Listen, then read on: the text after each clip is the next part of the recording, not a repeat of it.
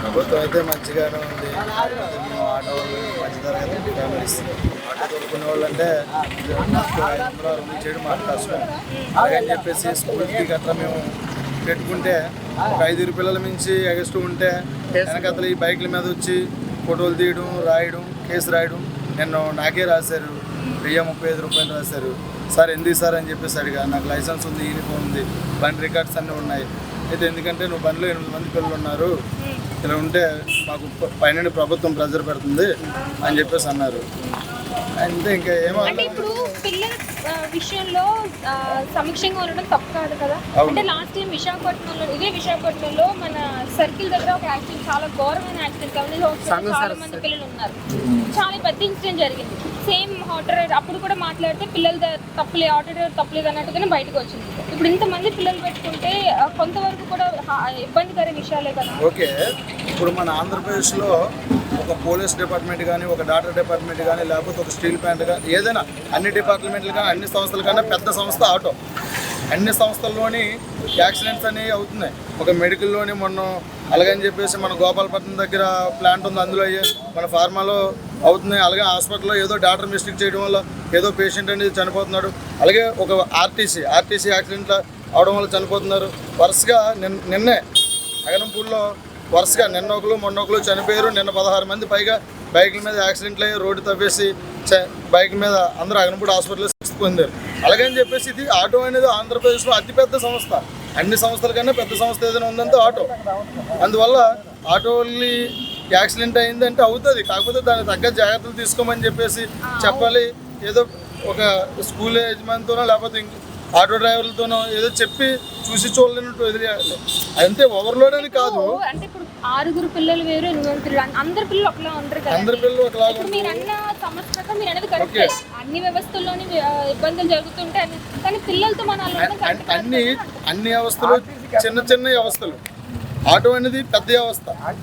పైగా ఆర్టీసీకి వాళ్ళ శాలరీస్ వస్తున్నాయి, వాళ్ళకి పర్లేదు. ఆటో డ్రైవరు ఒక 6 పిల్లలు ఎక్కించుకున్నారు అనుకో, మీరు 6,000 రూపాయలు ఇస్తారు. ఒక కుర్రోడికి వచ్చి 1000 రూపాయలు ఇస్తారు. కానీ ఉన్నది 6 పిల్లలు. 6 పిల్లలకి ఆటో డ్రైవరు ఒక చావైనా పుట్టుకైనా అన్ని కార్యక్రమాలు మానేసి స్కూల్కి కంపల్సరీగా ఉదయం సాయంత్రం ప్రజెంటేషన్ అవ్వాలి.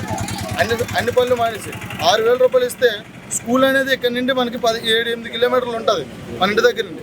ఉదయం ఒక 7 కిలోమీటర్లు, మళ్ళీ డ్రాప్ చేసి రావడానికి ఒక 7 కిలోమీటర్లు, అంటే 100 రూపాయలు ఆయిల్ అయిపోతుంది. మళ్ళీ సాయంత్రం కూడా వెళ్ళి రావడానికి ఒక 100 రూపాయలు ఆయిల్ అవుతుంది. 200 రూపాయలు ఆయిల్ అయిపోతే 6,000 వస్తుంది మనకు వచ్చేది. అంటే 6,000 రూపాయలు రోజు 200 పోతే నెలకి ఎంత పోతుంది? 25 రోజులు వర్కింగ్ డే, 25 రోజులు 5,000 రూపాయలు పోతుంది.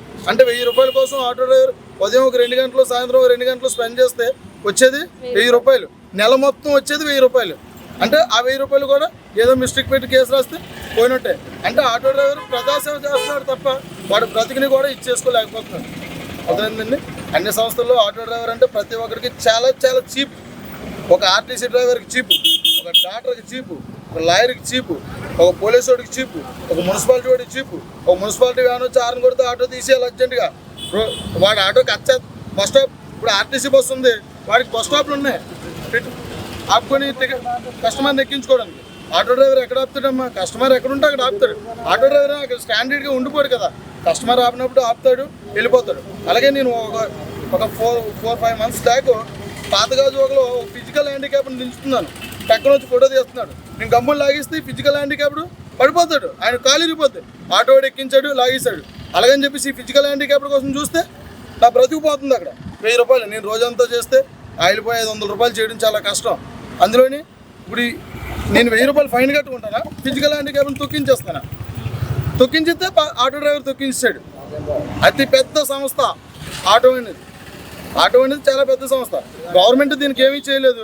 మేము గవర్నమెంట్ ప్రకారంగా వాళ్ళకి కిరాయి ఇచ్చుకోమనండి.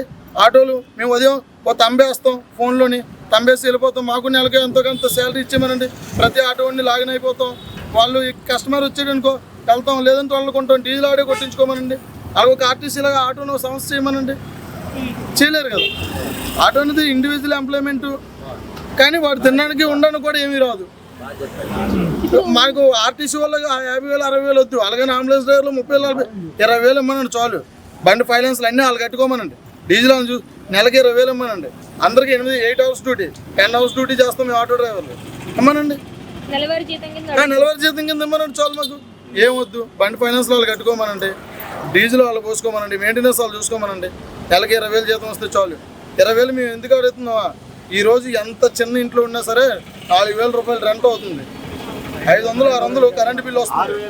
అర్థమైందండి? 500-600 కరెంట్ బిల్లు వస్తుంది. ప్రతి ఆటో డ్రైవర్కి కూడా అందరిలాగే పాప బాబా ఉంటున్నారు. వాళ్ళు తినడానికి, ఉండడానికి, స్కూల్ మెయింటెనెన్స్ అన్నీ పోతే నెలకి 2,000 రూపాయలు మిగలడం కూడా చాలా కష్టంగా చదువుతున్నాం. అది ఈరోజు ఆటో డ్రైవర్ల యొక్క సమస్య. ఇప్పుడు ప్రస్తుతం పబ్లిక్ బాగా ఎక్కువగా మాట్లాడుతుందంటే ఆటో డ్రైవర్ల యొక్క డ్రైవింగ్ స్కిల్స్. ఎందుకంటే ఎక్కడ పబ్లిక్ ఉంటే అక్కడ ఆపేస్తున్నారు, తిరిగేస్తున్నారు, తిప్పేస్తున్నారు అని ఎక్కువగా నెగిటివ్ స్ప్రెడ్ అవుతుంది ఆటో డ్రైవర్ మీద. ఎందుకంటే మీకు తెలిసిన విషయం, ఎందుకంటే అక్కడ మనుషులు కిరాయికి వస్తుందేమని మీరు ఆనందంతో ఆగుతారు. వెనక ఉన్న ట్రాఫిక్ ఏమవుతుందంటే ఇబ్బంది పడుతుంది. సడన్ బ్రేక్ కావచ్చు, యాక్సిడెంట్స్ కావచ్చు, ఎక్కువ అవుతుంది. ఇది ఎక్కువగా నెగిటివ్ అవుతుంది. సో దీని పరంగా మీకు ఏమైనా కేసులు ఎదుర్కోవడం జరిగిందా? దీని పరంగా కేసులు ఎదుర్కోవడం అంటే ఒక ఆటో అనేది అందరికన్నా చెప్పాను కదా నేను, ఆటో డ్రైవర్ చులకన. ఇప్పుడు ఒక బైక్ వాడు ఫోన్ వస్తుంది, ఫోన్ మాట్లాడుకుంటూ పోతాడు, ఇలా పెట్టుకో అటు ఇలా సౌకర్యం పెట్టుకుని ఇలా పోతాడు, ఎటు పోతాడో తెలియదు, అటు సిగ్నల్ కూడా ఇవ్వడు. అలాగే ఈరోజు ప్రతి పిల్లోడికి స్కూటీ, ప్రతి ఒక్కరికి వాళ్ళ తల్లిదండ్రులు ఎక్కడో ఉంటారు. బాబుని ఇక్కడ హాస్టల్లో జాయిన్ చేస్తారు, వాడి మళ్ళీ కాలేజ్ ద్వారా అని చెప్పేసి ఇక్కడ గీతంలో జాయిన్ చేస్తాడు. వాడు గీతంకి వెళ్ళాలంటే వాడు ఎక్కడెక్కడో రూమ్లో ఉంటాడు. వాడికో స్కూటీ కొనేసి ఇచ్చేస్తున్నారు. వాడు ఏం చేస్తున్నాడు, గిర్ర తిప్పేస్తున్నాడు. అది వాళ్ళు ఎందుకంటే ఆటో అనేది ట్యాక్సీ వాడు 100 రూపాయలు 200 రూపాయలు జీతగాడు. వాడికి అందరూ చులకంగా కనపడతారు కాబట్టి ఆటో అని 10 మంది చేయొచ్చు చూపిస్తున్నారు. అంతేగాని ఇలాగ ఎంతమంది తిప్పట్లేదు, బైకులు తిప్పట్లేదా, బస్సు వాడు తిప్పట్లేదా, కారు వాడు తిప్పట్లేదా, 24 గంటలు డ్యూటీ చేసి లారీ మీద పడుకున్నటువంటి లారీ డ్రైవర్ తిప్పట్లేదా? అదే అంటే ఆటో అనేది స్పెసిఫిక్ గా చూపించగలుగుతున్నారు అనమాట. బండి అనుకోండి, ఏదైనా ఇబ్బంది జరిగితే కనుక ఒక మనిషి ఉంటారు, వెనక ఒక మనిషి, ఈ పక్క మహా. ఇప్పుడు ఆటోలో ఎలా కదన 6-8 మంది ఉంటారు. ఒక ఏదైనా జరగరాని జరిగితే కనుక ఖచ్చితంగా 8 మంది ఎఫెక్ట్ అవుతారు, మీరు ఎఫెక్ట్ అవుతారు. అంటే 9 మంది ఇబ్బంది పడతారు ఇక్కడ. సో అందుకని ఇబ్బంది పడుతూ ఉంటారు. సో దీని పరంగా కూడా చాలా మంది నెగిటివ్ స్పెండ్ చేస్తారు. ఒక నిమిషం, ఆటోకి పర్మిట్ ప్రకారంగా ముగ్గురే, మేము కాదనట్లేదు. ఆ ముగ్గురు పెట్టి అయితే మేము తిప్పగలం. ఆటో డ్రైవర్లు ప్రతి ఒక్కరు తలుచుకుంటే ఈజీగా తిప్పగలం. కానీ కస్టమర్లను సామాన్యులను డబ్బులు ఇచ్చుకోలేరు. సామాన్యుని కూడా ఇబ్బంది పడతారు. ఇప్పుడు కూలి పనికి వెళ్తారు, లేబర్ ఉంటారు, లేబర్ డైలీ పనికి వెళ్ళే వాళ్ళు ఉంటారు. వాళ్ళు 10 రూపాయలు అంటేనే ఎక్కడానికి 10 సార్లు ఆలోచిస్తారు. అలాంటిది ఇప్పుడు ఆ ఒక్కనే మీరు 2 కిలోమీటర్లు తీసుకెళ్ళాలనుకో, మినిమం ఛార్జ్ 20 రూపాయలు, 2 కిలోమీటర్లకు ఒక 20-40 రూపాయలు, 60 రూపాయలు మీరు ఒకరు ఇచ్చుకోగలరా? ఇప్పుడు ఒక లేబర్, మేము ఆటోకి ముగ్గురిని గవర్నమెంట్ స్ట్రిక్ట్ చేసి ప్రభుత్వం తిప్పమంటే చాలా హ్యాపీగా తిప్పగలదు. అర్థమైందండి? సిటీ పర్మిట్స్ అని ఇచ్చేసి మొత్తం మ్యాటర్ ప్రకారంగా తిప్పాలనుకుంటే. కానీ సామాన్యులు అనే వాళ్ళు ఇబ్బంది పడతారు. ఆటోలోని అంతమందిని ఎక్కించుకోవద్దని మానేస్తారు.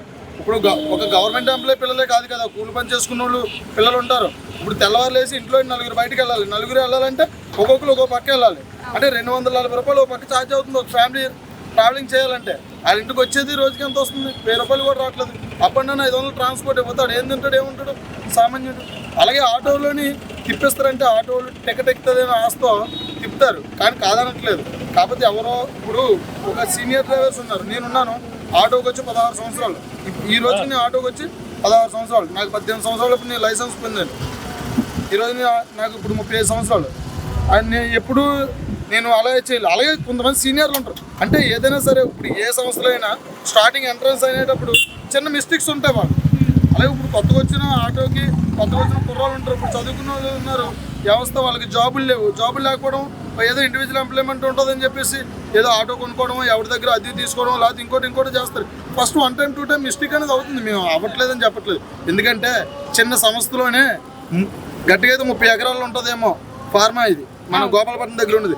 అక్కడే ఎంత పెద్ద ఇంజూరీ అయింది. కానీ ఇది ఎంత పెద్ద సంస్థ, తక్కువలో తక్కువ మన విశాఖపట్నంలోనే 1,00,000 మంది పైగా ఆటో మీద జీవనాధారం బతుకుతున్నారు. ఆ కంపెనీలో ఎంతమంది బతుకుతున్నారు? 1,00,000 మంది ఎంప్లాయీస్ ఉండేటప్పుడు 1,00,000 మందిలో సంవత్సరానికి ఏదో కొంతమంది తప్పు చేయడం అనేది కామన్గా జరిగేది. ప్రతి సంవత్సరంలోనూ కూడా జరుగుతుంది.